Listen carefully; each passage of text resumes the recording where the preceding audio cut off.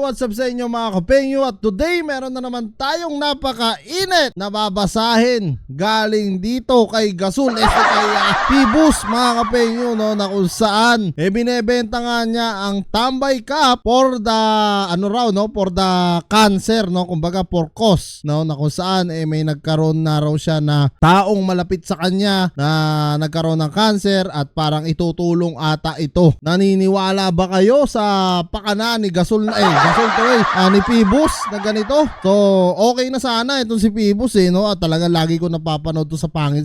Kaso lang yung mga ganitong para-paraan, alam nyo yun, putang ina na.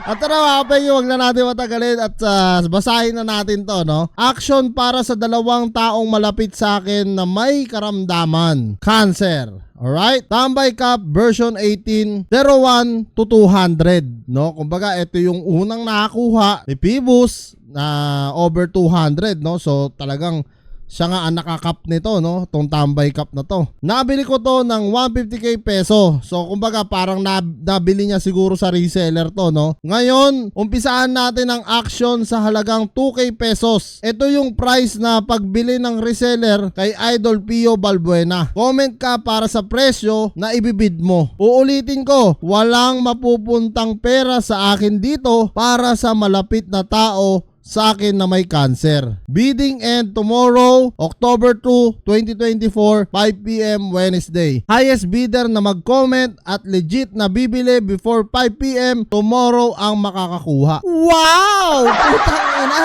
Phoebus, ang lupit mo!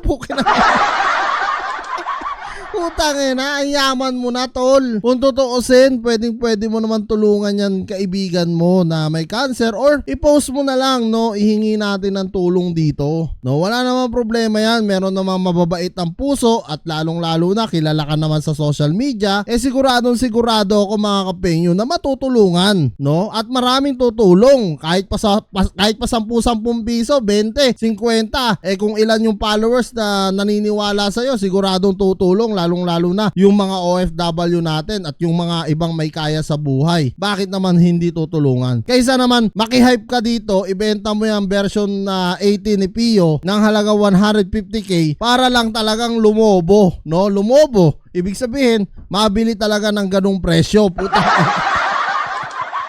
Putang ina. Tuloy, parang naniniwala na talaga ako kay Makagago mga kapengyo. Hindi naman sa pag-ano, no? Doon nga pala sa ibang mga kulokoy na walang alam, no, sa reaction video. Syempre mga kapengyo, no, gaya nga ng sabi ko at paulit-ulit kong sinasabi dito sa mga reaction video ko. Kung sino yung nakikita natin tama ang sinasabi, doon tayo natural papanig. Bakit ka naman papanig ka dun sa mali, 'di ba? Alam mo nang tama yung isa, 'di ba? Hindi naman porke pinanigan mo na 'yon magbabalimbing ka na. Hindi naman sa ganun 'yon mga kapengyo. Syempre tayo, lumelevel lang tayo kung sino yung tama, 'di ba? Syempre nagre-reaction ako. Makita ko tong nire-reaction ko na alam ko namang mali. Alangan namang kampihan ko para lang wag ako maging balimbing. Putang ina naman mga kapengyo, 'di ba? Yung mindset ba, 'di ba? Syempre kung talagang mare-reactionan mo yung video na yan at makikita mo na mali yung ginagawa, bakit hindi mo kakampihan yung tama yung sinasabi? Natural, doon ka sa tama, no? Kung ano yung tama, doon lang tayo mga kapengyo. Gaya nito, ihingi niya ng parang donasyon, no? Ibebenta nga daw niya itong 150k pesos parang for the cost to, mga kapengyo, na kung saan itutulong niya doon sa may cancer. At wag daw tayo mag-alala dahil wala daw siya makukuha dito kahit 5. Kayo ba? Tatanungin ko kayo, naniniwala ba kayo dito sa pinagsasabi neto ni Gasol ni